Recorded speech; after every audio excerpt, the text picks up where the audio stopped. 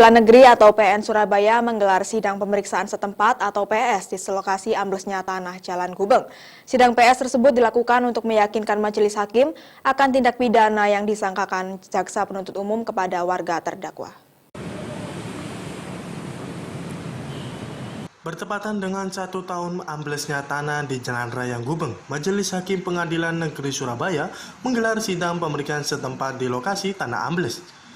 Sidang PS ini langsung dipimpin Ketua Majelis Hakim Anton Widyo Priyono. Dalam sidang pemeriksaan setempat ini, Majelis Hakim melakukan cross-check di lokasi objek perkara dengan keterangan para saksi yang telah diperiksa dalam persidangan.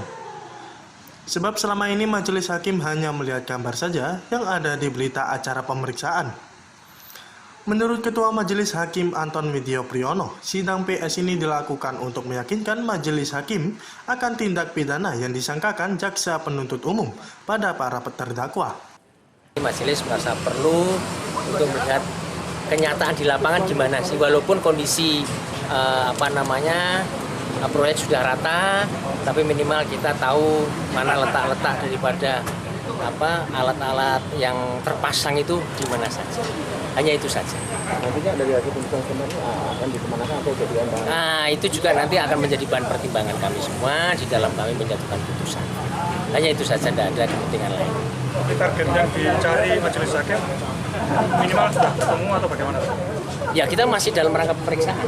Karena pemeriksaan setempat ini juga melengkapi dalam rangka kita melakukan pemeriksaan terhadap saksi-saksi. Diharapkan melalui sidang PS ini bisa diketahui secara gamblang perkara tanah ambles di Jalan Gubeng, terkait apa penyebabnya, seberapa panjang kerusakannya, dan dampaknya seperti apa. Semuanya di-cross-check-kan dengan keterangan yang telah disampaikan para saksi di persidangan.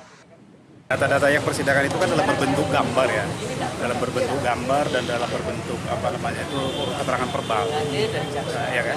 Jadi kan sementara kan kita juga kan semua kan bukan orang teknik ya, jadi dia ingin melihat lokasi-lokasi itu juga.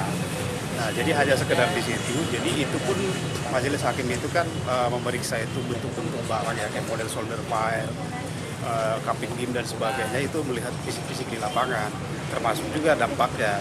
Nah, artinya kan seperti jalan ini yang sudah diperbaiki sama kita, jalan ini yang diperbaiki NKI sama Saputra sama gedung-gedung ini kan majelis hakim itu kan ingin memastikan di lapangan itu seperti apa. Gitu.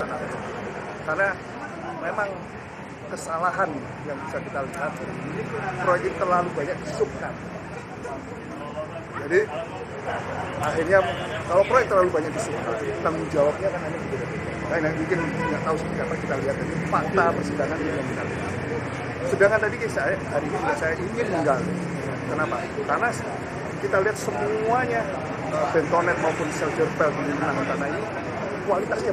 Dalam kasus amblesnya tanah Jalan Gubeng ini telah ditetapkan 6 terdakwa. Para terdakwa ini dinilai berperan penting dalam amblesnya Jalan Gubeng pada 18 Desember 2018 lalu. Amblesnya Jalan Gubeng ini merupakan efek dari adanya pengerjaan proyek galian basement samping Rumah Sakit Siloam milik PT Saputra Karya yang dikerjakan oleh PT Nusa Kontraktor Engineering Tbk. Irma Daika Disa, Surabaya TV.